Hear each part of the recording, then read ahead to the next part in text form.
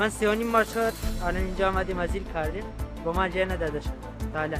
Notre État se déresponsabilise honteusement et laisse volontairement des femmes, des enfants et des hommes à la rue. Nobody can help to these people.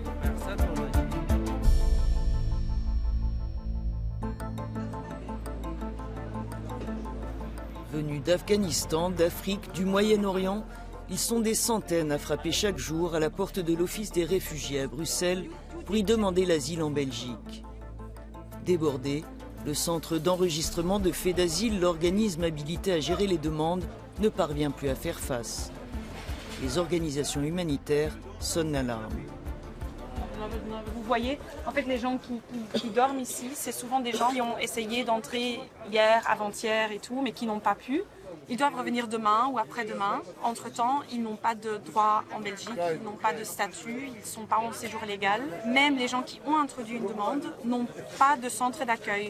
En tout cas, les hommes seuls. On rencontre de plus en plus de mineurs, des mineurs de 15 ans, de familles avec 4 petits-enfants qui n'ont aucune solution. On essaye de leur trouver une solution d'urgence, mais je crains vraiment que pour les jours qui viennent, ça va être, on ne va pas pouvoir trouver une solution pour eux.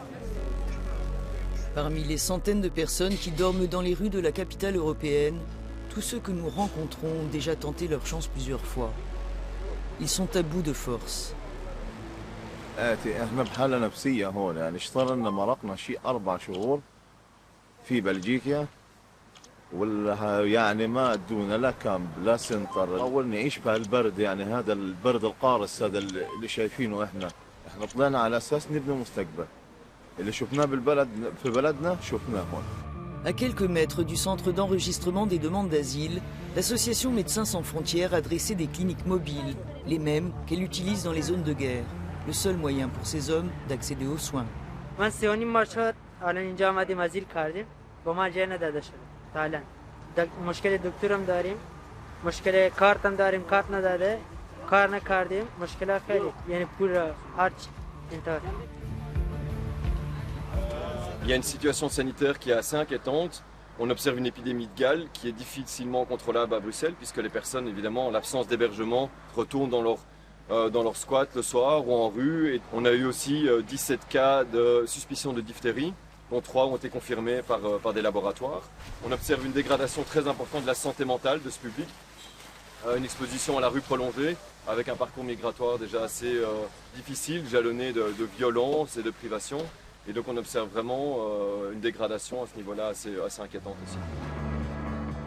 À l'heure des repas, des queues se forment aux abords de ce centre géré par des associations et des collectifs de citoyens. La situation ne cesse d'empirer, souligne l'une des coordinatrices. On est maintenant à des moyennes de plus de 1000 à 1200 repas par jour, alors qu'il y a un an, on était autour d'environ 800 personnes. On offre des services spécialisés, tels que des consultations médicales, suivi psychologique, distribution de vêtements, etc. Il y a différentes réponses des acteurs de la société civile, humanitaire, mais ce n'est pas suffisant en fait. Là, on est en train de répondre à des besoins qui sont des carences étatiques et la situation ne fonctionne pas. Chaque soir, les associations multiplient les maraudes pour venir en aide aux centaines de personnes contraintes de dormir dehors. La crise est telle que même les réfugiés ukrainiens qui disposent d'un statut spécial en Belgique comme ailleurs en Europe sont de plus en plus nombreux à se retrouver à la rue. Comme ces femmes rencontrées à la gare du Midi au cœur de Bruxelles. Мені приходиться подорожувати містами для того, щоб ночувати в шелтерах, в притулках, ну, в тимчасових притулках. Але там, на жаль, така ситуація. Можна переночувати, а потім зібрати свої речі і піти в інше місто. Когда получила регистрацию, хотя я показывала документы, что я онкобольная, вот, но на одну ночь предоставили вот в центре, в хостеле, на одну только ночь. Я целую неделю здесь на станции, на вокзале здесь. Le chiffre que nous on obtient de la Croix-Rouge, c'est qu'en moyenne chaque jour il y a une centaine d'Ukrainiens et Ukrainiennes qui arrivent encore ici à la gare du Midi, et que sur 100 personnes, il y en a une quarantaine, cinquantaine qui ont vraiment un besoin d'hébergement, qui n'ont aucune solution par eux-mêmes. Et alors de ces 40 personnes-là, il y a 20 personnes qui sont très vulnérables, avec enfants, des femmes enceintes, des personnes handicapées ou des personnes malades. Et voilà, mais pour lesquelles aujourd'hui on dit il n'y a plus de place d'hébergement. Les personnes partent, reviennent, et c'est un peu ça aujourd'hui, donc on y va. Les deux femmes pourront dormir cette nuit-là dans l'un des centres d'urgence où va les amener l'équipe du SAMU social. Il leur faudra trouver une autre solution le lendemain. L'équipe poursuit sa tournée auprès des demandeurs de protection internationale, comme ici, aux abords d'un des centres d'hébergement de l'agence chargée de l'accueil des demandeurs d'asile. Les équipes de la Croix-Rouge sont également sur le terrain.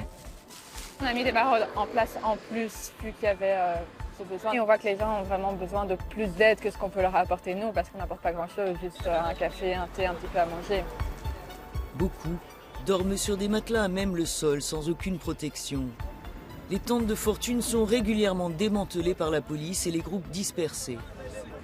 How long have you been sleeping in the street? 3 months, 4 months, me 65 days.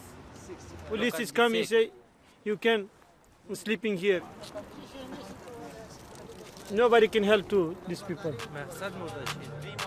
Ici, comme aux Pays-Bas ou encore en France ou dans le sud de l'Europe, les demandeurs d'asile payent aussi le prix d'une politique migratoire européenne défaillante. Refoulés dans certains États de l'Union, ils souffrent dans d'autres d'une gestion inefficace des demandes d'asile. En désespoir de cause, des groupes de migrants ont occupé des bâtiments vides, comme ici au centre de Bruxelles. Il est encore assez tôt, on ne voit pas grand monde pour l'instant, les gens commencent à sortir de leur chambre.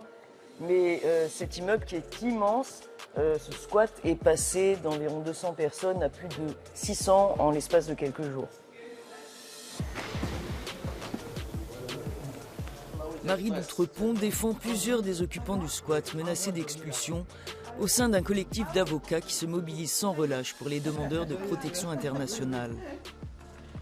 Depuis un an, le fait d'asile, et donc à travers fait d'asile, en fait l'État belge, a été condamné 7000 fois par le tribunal du travail qui a dit qu'il faut fournir un hébergement à ces personnes, avec des astreintes qui n'ont pas été respectées par fait d'asile ou avec un tel retard que ça n'a plus aucun sens.